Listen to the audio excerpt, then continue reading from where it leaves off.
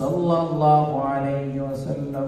আলহামদুলিল্লাহ, মহান আল্লাহ পাক রব্বুল আলামিন দরবারে অসংখ্য গণতি শুকরিয়া যে রব্বুল আলামিন পবিত্র এই রজব মাসে দ্বিতীয় জুমায় পৃথিবীর শ্রেষ্ঠতম জায়গা আল্লাহর ঘর মসজিদে আমাদেরকে মেহমান বানিয়ে আসার, বসা, সালাত আদায় করার সুযোগটুকু দান করেছেন। আমরা সকলেই শুকরিয়া দান আদায় করি আলহামদুলিল্লাহ। দুরূদ ও সালাম পেশ করছি মানবতার মুক্তির দিশারি নবীদের নবী সরদারুল আলম আখিরি জবান নবী মুহাম্মদুর রাসূলুল্লাহ সাল্লাল্লাহু আলাইহি ওয়াসাল্লামের উপর। শহীদদের সর্বোচ্চ আত্মার মাগফিরাত কামনা করছি, যারা দ্বীনের জন্য, ইসলামের জন্য, কোরআনের জন্য তাদের এই বুকের মধ্যে রক্তকে বিলীন করে দিয়ে আল্লাহর জমিনে আল্লাহর দ্বীনকে বাস্তবায়ন করেছেন। মহান রব্বুল আলামিন ওই সমস্ত ব্যক্তিদেরকে জান্নাতের সুস্থ মাকাম, জান্নাতুল ফেরদাউস নসিব করে দেশে গুনাহ আমিন। বিশেষ করে ফিলিস্তিন মুসলমান আমরা দেখতে পাচ্ছি যে, বা শুনতে পাচ্ছি, সর্বশেষ হাসপাতালটা কথা ঘুরিয়ে দিয়েছে। কাফনের কাপড় গুলাও পর্যন্ত শেষ হয়ে গেছে। এমন একটা অবস্থার মধ্যে থাকবে, কে কাকে জানাজা দিবে, কে কাকে মাটি দিবে, সেই অবস্থার পর্যন্ত থাকাটা সংকীর্ণময় হয়ে পড়েছে। মহান আল্লাহ রাব্বুল আলামিন এই মজলুমদেরকে, এই শহীদদেরকে জান্নাতের সুস্থ মাকাম, জান্নাতুল ফেরদাউস নসিব করে দিয়েছে আমিন। আল্লাহ রাব্বুল আলামিনের যে কৌশল, যে খেলা, সুধীর কৌশল, রব্বুল আলামিন এই জমিনের মধ্যে ইসলামকে প্রতিষ্ঠা করবেন। একদম সাদামাটা ইসলাম নয়, যেটা মানুষের মনে থাকবে না। এই পৃথিবীর মধ্যে ইসলামী রাষ্ট্র কায়েম হবে, ইসলাম কায়েম হবে মজলুমদের রক্তের বিনিময়ে, যদি বলেন না সুবহানাল্লাহ। কারণ যেখানে হযরত আদম আলাইহিস সালাম থেকে শুরু করে শেষ জামান নবী মুহাম্মদুর রাসূলুল্লাহ, যদি বলি সাল্লাল্লাহু আলাইহি ওয়াসাল্লাম, উনি পর্যন্ত যে রক্ত দিয়েছে, এই রক্তের বিনিময়ে এদেশে ইসলাম রাষ্ট্র, ইসলাম, কোরআন, আইন সমস্ত চালু হয়েছে। যদি বলেন না সুবহানাল্লাহ। আল্লাহ রাব্বুল আলামিন সুকৌশলে এক এক করে ইসলামের বিজয় দিবেন, তবে তিনি সেটাও দেখবেন। আল্লাহ রাব্বুল আলামিন তার বান্দাদেরকে সাহায্য করবেন। যখন কোনো আনসার থাকবে না, সাহায্যকারী থাকবে না, তখনই আল্লাহ রাব্বুল আলামিন তার বান্দাদেরকে আসমান থেকে সাহায্য করবেন। জোরে বলেন না সুবহানাল্লাহ। যেটা সুপ্রমাণ বদরের যুদ্ধে 17 রমজান রোজা অবস্থায় 313 জন সাহাবী আল্লাহ রাসূল সাল্লাল্লাহু আলাইহি সাল্লাম কাফেরদের সাথে মোকাবেলা করতে গেছেন। সেখানে গিয়ে দুহা প্রসারিত করে যখন আল্লাহর কাছে কেঁদেছেন, আল্লাহ রাব্বুল আলামিন সে কান্নাকে কবুল করেছেন এবং সেখানে তিনি বিজয় দান করেছেন। জোরে বলেন না সুবহানাল্লাহ। ঠিক তেমনিভাবে যে আগুনকে জ্বালাই দেওয়ার জন্য, যে ফিলিস্তিনের প্রত্যেকটা জিনিসকে জ্বালাই দেওয়ার জন্য যারা চেষ্টা করতেছে, জ্বালাই দিচ্ছে, সেই নরপশুদের দেখা যায় একটা অবস্থার এমনি আগুন জ্বলে তাদের একটা থেকে 3টা রাজ্য পুরো জ্বলে সারখার হয়ে যাচ্ছে। এটা বলেন না সুবহানাল্লাহ। একদিক থেকে গরম, আরেক দিক থেকে ঠান্ডা, বরফে স্তূপ পড়ে আছে, আগুনে জ্বালাই দেওয়া হচ্ছে, কেউ আগুন লাগায় না, কেউ বোমা মারে নাই, কোনো কিছু করে না, এমনি এমনি জ্বলছে, এটাই আল্লাহর সাহায্য। বলেন না সুবহানাল্লাহ। এই জিনিসটা যারা উপলব্ধি করবে, বুঝবে, আল্লাহ বলেছেন তাদের জন্যই কোরআন, তাদের জন্য ইসলাম, তাদের জন্য হেদায়াত। সুবহানাল্লাহ বলেন। সম্মানিত মুসলিম কিরাম, রজব মাস, রাসূল করিম সাল্লাল্লাহু আলাইহি ওয়াসাল্লাম এই রজবের চাঁদ যখন ওঠে তখন বলেছেন রজবের জন্য বেশি বেশি করে দোয়া পড়া। আল্লাহুম্মা বারিক লানা ফি রজবা ওয়া শাবান ওয়া বাল্লিগনা রমাদান। আমরা সকলেই বলি আল্লাহুম্মা বারিক লানা ফি রজবা ওয়া শাবান ওয়া বাল্লিগনা রমাদান। আল্লাহ রাব্বুল আলামিনের কাছে রাসূল তখন সাহায্য চাইতেন, দোয়া চাইতেন যে রজব মাসের চাঁদটা যখন দেখাইছেন, রমজান না দিয়ে আমাদেরকে মৃত্যুবরণ দিয়েন না। সুবহানাল্লাহ বলেন। কারণ আল্লাহ বলেছেন যে ব্যক্তি মাহে রমজান পেয়েছে সে যদি আল্লাহকে একনিষ্ঠভাবে ইবাদত মশগুল করে, আমি আল্লাহ তার জিন্দেগির গুনাহ মাফ করে দিই। এই জন্যে রাসূল করিম সাল্লাল্লাহু আলাইহি ওয়াসাল্লাম বেশি বেশি দোয়া করতেন। সম্মানিত মুসলিম কিরাম, সময় কম, আমরা আল্লাহ রাস্তার দান সম্পর্কে কিছু আলোচনা করি, আমরা আমাদের নামাজ দিয়ে চলে যাব। সম্মানিত মুসলিম কিরাম, আল্লাহ রাব্বুল আলামিন এমন একজন সৃষ্টিকর্তা যিনি আমাদেরকে সর্ব অবস্থায় সব কিছু দিয়েছেন। তিনি তার জন্য নিজে কিছু নিবেন বা আপনারা আমরা দিলে কিছু হবে, তার কোন এরকম তিনি সৃষ্টিকর্তা না। সুবহানাল্লাহ বলেন। তিনি পরিপূর্ণ সৃষ্টিকর্তা। যে বলা যায় আপনি যখন কোন মুসলমান আর ইমানদারের মধ্যে অনেক পার্থক্য আছে। মুসলমান এবং ইমানদারের মধ্যে অনেক পার্থক্য আছে। মুসলমান সবাই মুসলমান, আপনি যাকে জিজ্ঞেস করবেন এক সুরে এক বাক্যে বলবে আমি মুসলমান। যারা বিভিন্ন পর্যায়ে বিধর্মীদের সাথে লিপ্টুকো যারা করে, কিন্তু মুসলমান, জন্মগ্রহণ মুসলমান করছে, কিন্তু খ্রিস্টানদের সাথে অন্য ধর্মের সাথে বিবাহ নেই, কোনো কিছু লিপ্টুকো যারা করতে, তাকেও যদি আপনি জিজ্ঞাসা করেন আপনি কি, আপনি বলেন মুসলমান। এই জন্য বলা হচ্ছে মুসলমান এবং মুমিনের মধ্যে দুইটা পার্থক্য আছে, মনে রাখতে হবে। মুসলমান এবং মুমিনের মধ্যে দুইটা পার্থক্য আছে। মুসলমান আপনি সব ঘরে মুসলমান, সাধারণ মুসলমান যারা জন্ম পরিচয় মুসলমান, এক থেকে শুরু করে সকল মুসলমান। কিন্তু মুমিনের ক্ষেত্রে আপনি যখন যাবেন, বিশ্বাসের ক্ষেত্রে ওই পার্থক্যটা হলো ওই মুমিন যে দুইটা কাজ তিনি করে, এক মুমিন হারাম কাজ দেখলে ওইটা থেকে বিরত রাখে। সুবহানাল্লাহ বলেন।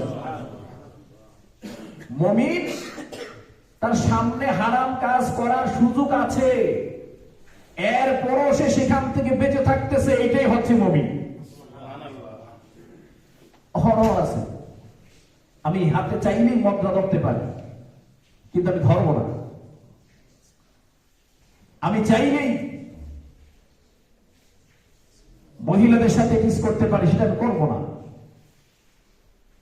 আমি চাইলেই হারাম ভাবে অর্থ উপার্জন করতে পারবো, কিন্তু করবো না। এই যে সামনে থাকার পরেও যারা সেখান থেকে বাঁচবে, প্রথম নাম্বার হচ্ছে এটাই মুমিন। জোরে বলেন না সুবহানাল্লাহ। দ্বিতীয় নাম্বার হচ্ছে যারা ইবাদত করার সুযোগ পায়, ভালো কাজ করার সুযোগ পায়, তারা মিস করে না। সুবহানাল্লাহ বলেন না। ভালো কাজ করার সুযোগ পাচ্ছে কিন্তু মিস করে না। যেমন আজান হয়ে যাচ্ছে, দৌড়ে দৌড়াচ্ছে নামাজে যাই,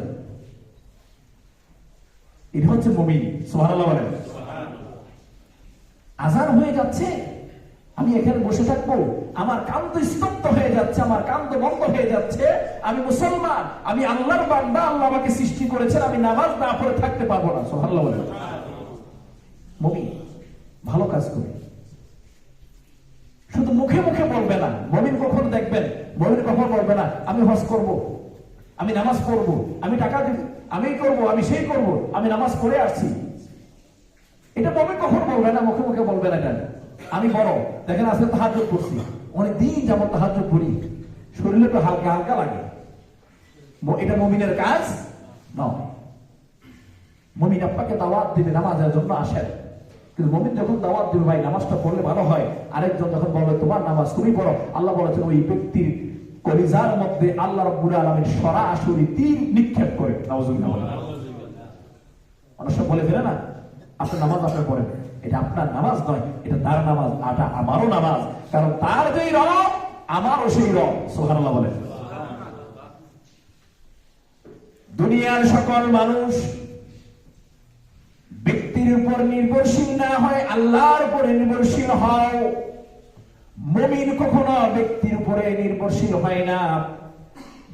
মুমিনের কোন দুনিয়া প্রভু থাকে না, মুমিনের একমাত্র এক প্রভু থাকে, সেই প্রভু হচ্ছে আল্লাহ। আল্লাহ জোরে বলেন না সুবহানাল্লাহ।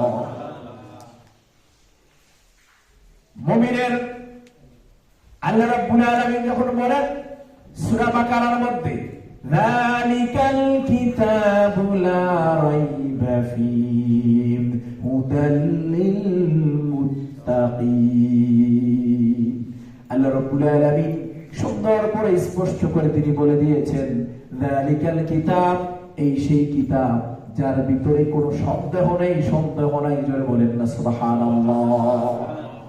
এক বিন্দু পরিমাণ যে সন্দেহ করবে ওই ব্যক্তির জন্য জাহান্নাম নিশ্চিত, নিশ্চিত, জোরে বলেন নাউজুবিল্লাহ।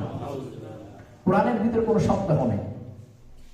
আর মুসলমান আমরা মুমিন মুসলমান, এই মুসলমানটা আপনি যদি মনে করেন যে খ্রিস্টানরা রবিবার একদিন গির্জায় যায়, উপাসনা যায়, এটা তার ধর্ম, খ্রিস্টান চিহ্নিতকরণ, ইহুদিরা শনিবারে তাদের ধর্মসভা যায়, আর আপনিও যদি মনে করে যায় মুসলমান সপ্তাহে একদিন জুমায় যাবো, এই জন্য এটাই মুসলমান, এটা আল্লাহ গ্রহণ করে। মুসলমান এটা শুধু একটা ধর্মের নাম নয়, মুসলমান ইসলাম এটা একটা পূর্ণাঙ্গ জীবন ব্যবস্থা। সুবহানাল্লাহ। পূর্ণাঙ্গ একটা মানুষের পায়ের নখ থেকে মাথার চুল পর্যন্ত কেমনে থাকতে হবে, কি করতে হবে, সমস্ত কিছু আল্লাহ কোরআনে দিয়ে দিয়েছেন।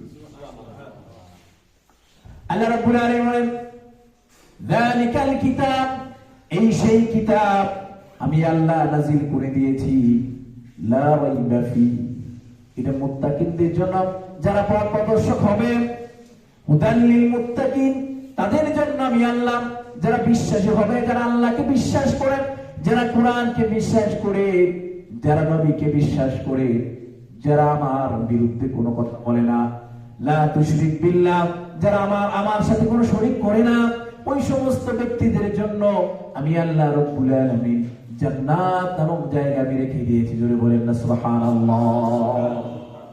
হুদাল লিল মুত্তাকিন, এটা তো রাস্তা, এটাই তো মুত্তাকিনদের রাস্তা। মালিক ইয়াউমিদ্দিন, ওইটাই তো রাস্তা, যিনি বিচার দিনের মালিক, যিনি যে ওই শেষ বিচারে, যেই বিচারের দিনটা কারো জন্য কোনো কিছু হবে, আল্লাহ ছাড়া কেউ থাকবে না, ওই বিচার দিনের মালিকের জন্যই তো আমরা ইবাদত করি। সুবহানাল্লাহ। আল্লাযীনা ইউমিনুনা বিল গায়ব, মুমিনদেরকে বলা হয় যারা অদৃশ্যকে বিশ্বাস করে। আল্লাহকে দেখছেন? কথা বললেন, আল্লাহকে দেখছেন? নবীকে দেখছেন? ফেরেশতা দেখছেন? বাতাস দেখছেন? দেখি না, তা আমরা বিশ্বাস করি কি করি না? আমরা বিশ্বাস করি, তবে বিশ্বাসটা পরিপূর্ণ হবে কোন জায়গায়? যখন আমি আল্লাহ আমাকে দেখতেছে এটা চিন্তা করে আমি যখন হারাম কাজ থেকে বিরত হই। মুখে মুখে যদি বলেন যে আল্লাহকে আমি বিশ্বাস করি, কিন্তু তারপরও মদের গ্লাসটা যখন আমি হাতে নেই, ডান দিকে তাকা, বাম দিকে কেউ দেখে না, গড় করে খেয়ে ফেলতেছে, অমি আপনাকে আল্লাহ বিশ্বাস করেন, আর কেউ দেখুক না দেখে দেখতেছে উনি বড় স্পষ্ট করে, আমি ব্যবসায়ী, আমি তো মদ খাই না, আমারটা হালাল হবে না কেন? আমি তো ব্যবসায়ী, আমি মদ বেশি, মদ খাই না। আল্লাহ বলেছেন ওয়াহাল্লাল্লাহুল বাই'a ওয়া হারামার রিবা, যে জিনিসটা হারাম এটা তুমি ধরছো, তুমি যে বিক্রি করতেছো আর একটা মানুষকে খাওয়ার চেষ্টা করাই দিতেছো, এটার জন্য তোমাকে আরো বেশি বেশি করে গুনাহ হবে। এটা কম না, এটা আরো বেশি। কেন? কারণ তোমার মাধ্যমে আরো 3টা মানুষ এখানে খাইতেছে, না থাকলে খাইলো না। এটা না থাকলে খাওয়ার সুযোগ ছিল না। এখানে যদি মসজিদটা না হইতো, তাহলে এখানে যতগুলো মুসল্লি জুমায় আসে এর অর্ধেকও অন্য জায়গায় জমা পড়তো না। আল্লাহ রাব্বুল আলামিন আপনাদের উসিলা এখানে একটা মসজিদ করে দিয়েছেন, জান্নাতের বাগান বানিয়ে দিয়েছেন। এই জন্য বিদায় যারা অনেকটা সুযোগ যে পায়, অনেক দূরে না যেতে পারে, এই লোকটাও এখানে এসে নামাজ আদায় করে। সুবহানাল্লাহ বলেন। এই ব্যবস্থা আপনাদের মাধ্যমে কে করে দিয়েছেন? আল্লাহ। জোরে বলে কে করে দিয়েছেন? আল্লাহ। আল্লাহ করে দিয়েছেন। এখন সেই ব্যবস্থার দিকে এই জন্য বলেছে আল্লাযীনা ইউমিনুনা বিল গায়বি, যারা গায়বি গায়বকে বিশ্বাস করে। তাহলে আমরা কেমনে বিশ্বাস করলাম? আমরা অহরহ হারাম কাজ করতেছি, হ্যাঁ, বড় বড় কথা বলি, হজ করে এসেছি, আমি হাজি মানুষ, হারাম ধরি না, আমি এমনি বেশি না। এটা এটা আপনি যখন এটা বলবেন, আর আপনি ওই ব্যক্তি যখন যায় আপনি শয়তানকে পাথর মারেন, শয়তান উল্টা আপনাকে বলে ভাইয়ের প্রতি ভাই এত বিচার করা যায় না, তুমিও শয়তান, আমিও কি শয়তান, তুমিও হারাম কাজ করেছো। আল্লাহ বলেছেন যারা আল্লাহর কথার বিরুদ্ধে গিয়ে কথা বলে, যারা আল্লাহর কথার আইনের বিরুদ্ধে গিয়ে আইন মান্য করে, তারাই শয়তান। সোজা কথা, তারাই কি শয়তান। কারণ আল্লাহ বলেছে ডান দিকে যাও, শয়তান গো না বাম দিকে। এখন আপনি কোন দিকে যাবেন? যদি আপনি ডান দিকে যান তাহলে আপনি আল্লাহর রাস্তায় গেছেন, আর যদি বাম দিকে যান শয়তানের রাস্তায় গেলেন। এখন আপনি চিন্তা করুন আপনি কোন পর্যায়ে আছেন। আল্লাযীনা ইউমিনুনা বিল গায়ব ওয়া ইয়ুকিমুনাস সালাম ওয়া মিম্মা রাযাকনাহুম ইউনফিকুন, যারা গায়বকে বিশ্বাস করে, যারা সালাত আদায় করে, যারা নামাজ আদায় করে, ওয়া মিম্মা রাযাকনাহুম ইউনফিকুন, আল্লাহ সরাসরি বলে দিয়েছেন আমি আল্লাহ তোমাদেরকে যা রিজিক দিয়েছি তোমরা সেখান থেকে আমাকে দান করো। সুবহানাল্লাহ বলেন। আমি যদি মনে করি যে ভাই আপনি টাকা দেন, আপনি যদি বলেন আমার টাকা আমি কেন দেবো, আমার টাকা দিতেছি না, আল্লাহ এখানে বলে দিয়েছেন মিম্মা রাযাকনাহুম ইউনফিকুন, এটা তোমার টাকা নয়, আমি আল্লাহ তোমাকে দিয়েছি, সেখান থেকে আমাকে দিবি। এখন চিন্তা করেন যে দানের টাকাটা, এটা টাকা কার? সাময়িকের জন্য দিছি। মানুষ যখন মারা যায় তার পকেটে টাকা দিয়ে দেয়? ও পকেটে টাকা দূরের কথা, মুসলমান ওই মানুষটা আপনি যখন মারা যাবেন, যদি রাত্রে মারা যান, যদি রাত্রে মারা যান, সকাল হইতে হইতে দেখবেন আপনার ঘরের মধ্যে, আপনার বাড়ির মধ্যে মানুষ ধরতেছে না, সব অনেক মানুষ পড়ে আছে। আয়সা এসে একটু করবো, একটু মুখটা খোলেন তো দেখি, একটু মুখটা খোলেন না, একটু দেখি, দেখি দেখি আবার চলে যাবে। জোহর হওয়ার আগেই আপনার কবর খোঁড়া শেষ হয়ে যাবে, সবাই দৌড়াবে কবরটা কেমন, অনেকে দেবো সুন্দর, আবার একটা সাইড থেকে কিছু কিছু মানুষ দেবো লোকটা ভালোই আছিল, আবার যাদের সাথে খারাপ কাজ করে গেছে এটা ভালো মরছে, ভালো হয়েছে। নাউজুবিল্লাহ বলেন। দুই প্রকারের চিহ্ন থাকে। যখন মানুষ বলে কি লোকটা খুব ভালো ছিল, অনেক মানুষ তার জন্য কাঁদে, আল্লাহ এই লোকটা যদি থাকতো, আল্লাহ যাকাত দিত, আল্লাহ দান করতো, আল্লাহ তার জান্নাতবাসী করিয়ে। আবার আরেক শ্রেণীর মানুষ যখন কি করে, এই লোকটা সম্পদ থাকার বড় যাকাত দেয় না, আল্লাহ রাস্তায় দান করে না, কোনো কিছু করে না, মরছে ভালো হয়েছে, এমন পয়সা এখন কে খাইবো বুঝালো। নাউজুবিল্লাহ বলেন। শ্রেণী দুইটা হয়ে যায়, বিভক্ত হয়ে যায়। আর ফেরেশতাদের নির্দেশ দেন মানুষগুলা কি কি কয় সেগুলো রিপোর্ট করে আমি আল্লাহর কাছে এনে দাও। সুবহানাল্লাহ বলেন।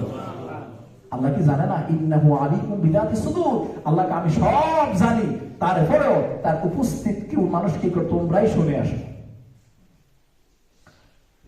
জোহর হওয়ার আগেই দেখবেন যখন জানাজা শুরু হয়ে যায়, জোহর নামাজের পরে জানাজা, বিশাল মানুষ, 1000 উপরে মানুষ জানাজা হয়ে গেছে। এরপরে দেখবেন যে আপনার কবরে সর্বোচ্চ 100 মানুষ যাইব, বাকি 900 মানুষই আপনাকে ফেলে দিয়ে চলে যাবে। কেন? আপনি মৃত ব্যক্তি, ওই 900 মানুষের কাছে আপনার কোনো গুরুত্ব। কি চিন্তা করবেন যে সন্তানের জন্য গাড়ি বানাইলেন, কোটি কোটি টাকা বানাইলেন, পকেটের মধ্যে টাকা রেখে দিলেন, আল্লাহ বলেছেন টাকাটা আমার, এটা তোর না। কেননা আমি যখন তোকে আজরাইল দিয়া রূহটাকে টেনে হেসড়ে নিয়ে আসবো, তখন একটা পয়সারও মালিকও তুই হবি না, সবগুলো টাকা ওই দুনিয়ার মানুষের মধ্যে দিয়ে চলে আসতে হবে। কাজেই আমি যেখান থেকে যে রিজিক দিয়েছি সেখান থেকে যে আমার রাস্তায় দান করস কি করস না সেটা পরীক্ষার জন্য আমি তোকে দুনিয়ায় পাঠাইছি, এর জন্য পাঠাইছি। একজন মানুষের 10,000 টাকাও ইনকাম করে 10 টাকা ওর মসজিদে আসে না, আরেকটা মানুষ 10 টাকা ইনকাম করে 1 টাকায় আসে। আল্লাহ বলে ওই 10,000 চাইতে 1 টাকার দামে আমি আল্লাহর কাছে অনেক অনেক বেশি কিছু। আল্লাহর দানের ব্যাপারে বলা হয়,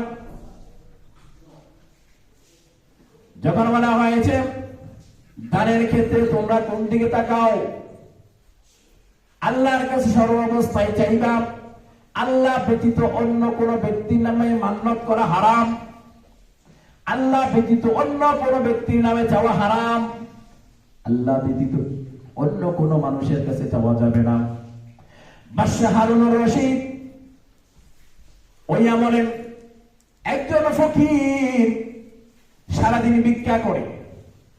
মানুষগুলা যখন মানুষের কাছে ভিক্ষা করতে চায়, ওই মানুষগুলা বলে তোমরা আমার কাছে, তুমি আমাদের কাছে ভিক্ষা করো, 2 টাকা 3 টাকা কত টাকা পাবে, তুমি যাও যাও বাদশার দরবারে যাও, সেখানে গিয়ে তুমি ভিক্ষা চাও, সাহায্য চাও। ওই বাদশা তোমাকে এমন সাহায্য করবে যে সাহায্য তুমি আর ভিক্ষা করতে পারবে হবে না। ওই সাহায্যের কারণে তুমি সন্তুষ্ট হয়ে যাবে, স্বাবলম্বী হয়ে যাবে।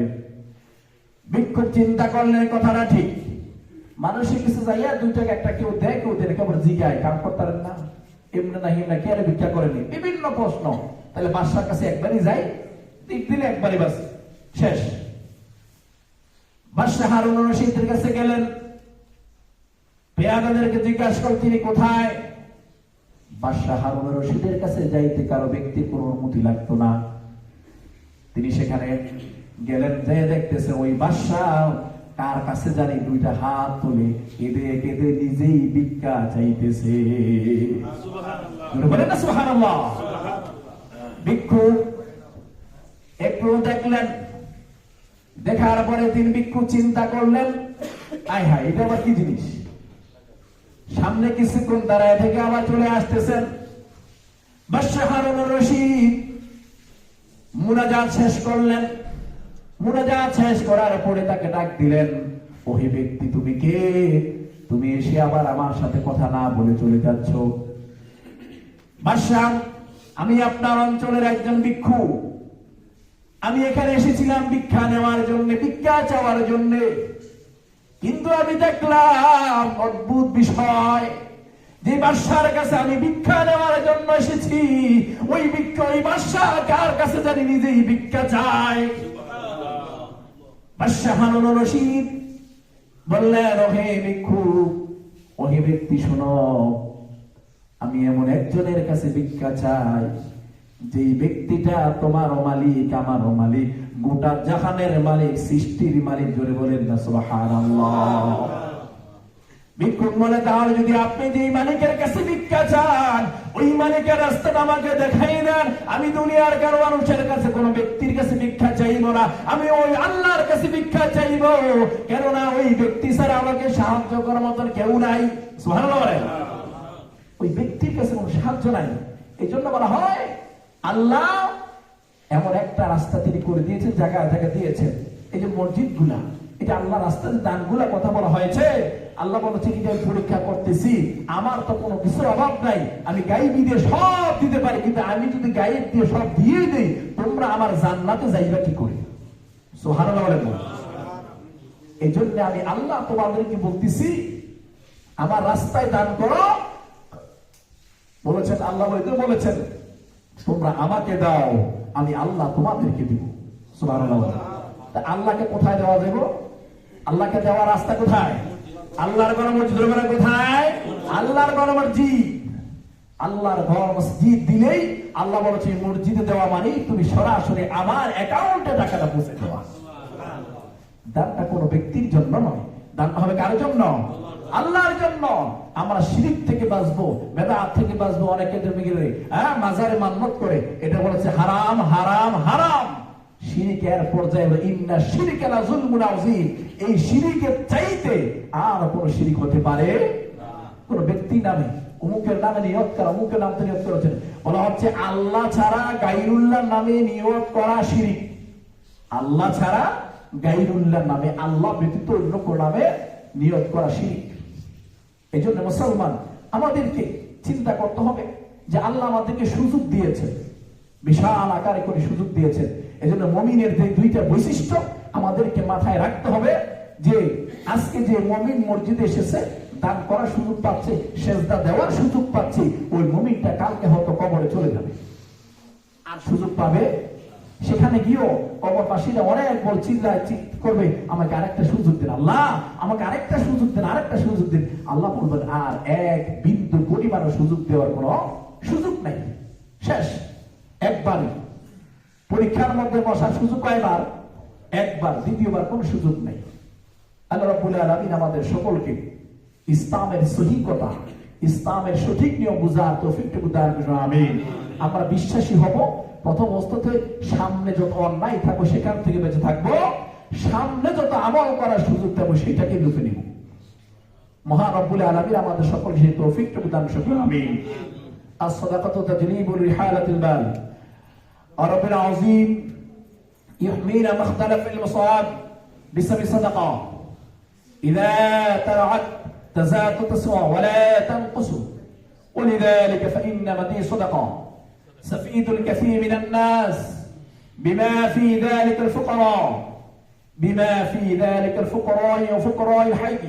قال رب العظيم إن تبدوا الصدقات فهو أفضل، وإذا ترعت سارف منكم فهو أفضل، ويغفر لكم ذنوبكم. ما هي صدقة؟ إن إعطاء الصدقة في مصالح الإسلامية العربية يعني يسمي صدقة كلمة الصدقتان من كلمة الصدقات في مصطلح تسمية صدقة انفقاء المال بهدية الوحدية هو أشمل على النبي وأصل على رضوان الله تعالى، لا انفقاء المال الذي حصل عليه بشد الأنفس وهو حب شيء الإنسان ومسؤولية العيش الرئيس يقدم صباحته لدل ملموسة على حب الله تعالى وإمثاله نروجه، ويسمي هذا الانفقاء في صدقة في حديث القرآن الكريم تسميه كله من اعتبارة إزالة ولا يختارك بالصدقة. ذلك الكتاب لا ريب فيه هدى للمتقين الذين يؤمنون بالغيب ويقيمون الصلاة ومما رزقناهم ينفقون. بارك الله لنا ولكم في القرآن العظيم. لرسولنا